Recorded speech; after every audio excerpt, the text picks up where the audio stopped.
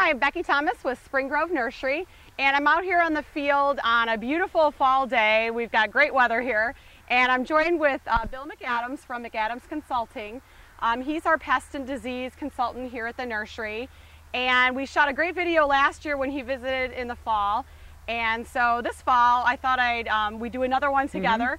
A topic that we've talked about a lot over the years, about how we take a tree through the nursery from the first year that it comes in to when it's finally ready to go and be shipped out the door. And Bill, we've talked a lot about why it's important to do the correct things along the way so that we get a quality tree in the end. So one of the things that I always had asked of Becky is that when she buys her liners, and she may go, when I finish this, maybe she can go over and give more specifics, but when she buys her liners, that she buys these liners from a quality supplier that grows good, that has good root systems and has a good structured plant to begin with as a liner. A lot of people are confused, what is a liner? This is what we call a liner. It's an introductory tree that was just brought in bare root, and many times, nurseries plant these things to develop them out to market size, or what happens is sometimes they'll put them in containers and they market them as a container tree. So when you're buying a tree that's in a container and it's small, you're buying basically a liner, a tree that hasn't been developed yet. And when Becky gets this tree, she develops it from the liner stage to a market stage. What's really important about this is Becky knows what she's doing. She knows to plant this tree with the bud graft union above the ground. This is where the rootstock is, and this is where the selected cultivar of the tree is. This is a wound, and it has to heal. And it needs to be above ground. You don't want to have, sometimes I go onto sites where people have planted these trees already, and they plant them below the ground, and these, you have all kinds of fungus and different rot organisms in the ground, and it begins to rot on this healing wound. So you want this above ground. You also don't want to cover that with mulch. You want to keep this mulch away from that healing area. So it's always good to be able to see that on a quality tree. So she's got that planted correctly, and she also has the top structure going. So the top structure has already been started. It's, it's just at the beginning stages, but she's developing a branch structure that will be able to sustain itself for a long period of time and be able to stand a windstorm, a strong windstorm, and be able to take icing and be able to take a heavy snow. Yeah, and this is a great example of a beautiful liner too. We have a couple of different suppliers that we work with out on the West Coast where we get our liners from. This one came from Carlton Plants, excellent grower. This is Celebration Maple, which is a hybrid maple of the silver and the red maple.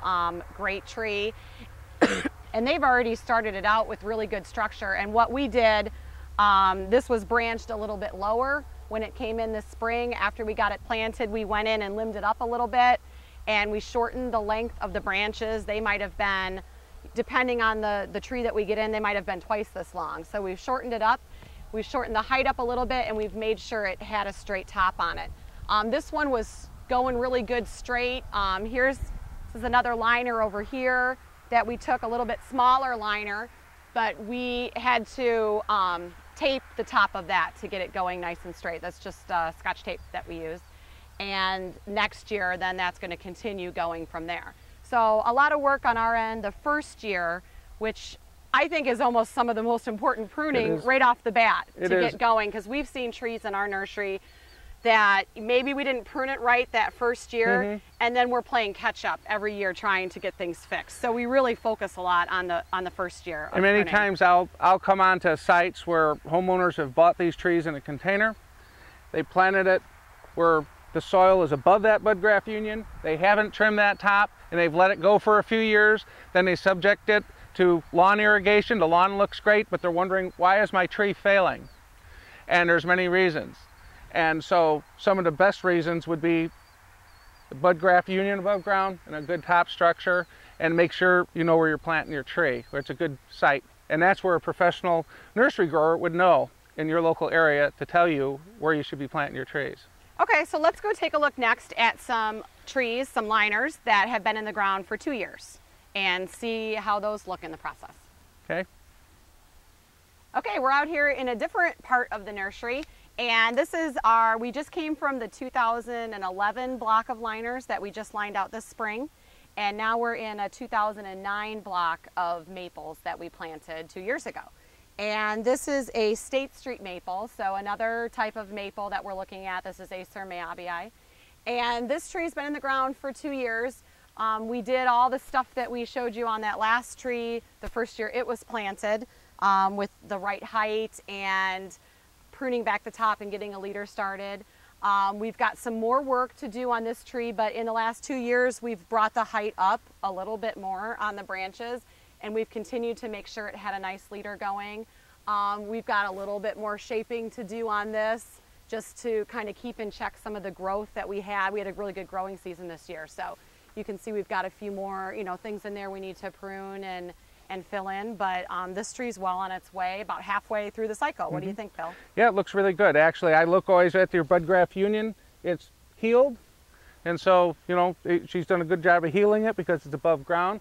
She's developed the top structure, and also she's pruned it so that you have a smooth bark that'll, by the time when she harvests it, she'll have a nice smooth bark for the trunk. And so, yeah, this is the way a mid-range development of the tree should look, and she's done it within 2 years. Now, rarely on a home site will you see it like this. You're going to see multiple branches all over the place, and you're going to see branches down here. They haven't been trimmed, and usually about this time the customer will ask someone like me, what should I do with this tree? And she's showing you the way it should be. Okay, so I'd like to take a look at one more block. Trees that are ready to harvest now, a block that we're doing some digging in this fall, and then we'll be doing some more digging in next spring. Okay, last stop in the field on our tour of looking at a tree all the way through the stage on our end. These are some red maples. I think this is probably October Glory, that are ready to go. We're going to be digging this block actually next spring. This is probably a 2.5-inch tree, and we've had it. This is our 07 block of trees. So this has been in the ground a little while, and it's ready to go out. What do you think, Bill? Well, it took a lot of work for you to get it there. You've worked with your root system, you've developed your top structure, and you rarely see that. Again, when I see people that'll buy just a container tree and put it in the ground, you don't see this within 4 years or 5 years.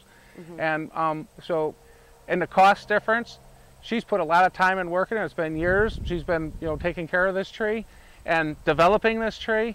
And if you notice how the bark is nice and smooth, because she doesn't have to make all these last-minute trims that create all these wounds.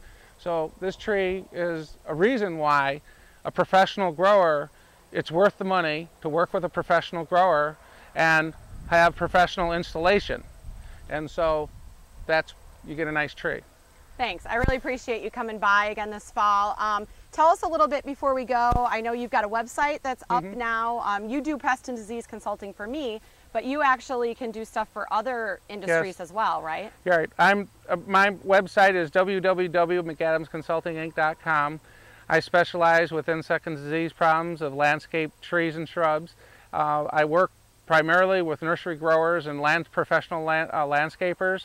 But I also work with homeowners and home associations and municipalities or anyone that's having issues and wants a site evaluation. What I do is I come in, I look at a site, I identify the insect and disease problems that are present, and I look at what the soil conditions are, and I look at what the site conditions are, and then suggest what possible planting should go in and what other plantings should not go in. And so sometimes that's well worth it if you want to avoid later maintenance costs, because if you put the wrong tree in the wrong site, you're going to have maintenance costs or you're going to lose your trees. And so it's really important to know where you're putting your trees and how to maintain them. And working with professional people makes all the difference in the world. Well, thanks again for stopping by on this beautiful fall day. Fall's a great time to visit our nursery or any nursery, so I invite you to come by anytime and give us a call or check out our website if you have any questions, springgrovenursery.com. Thanks. Thank you.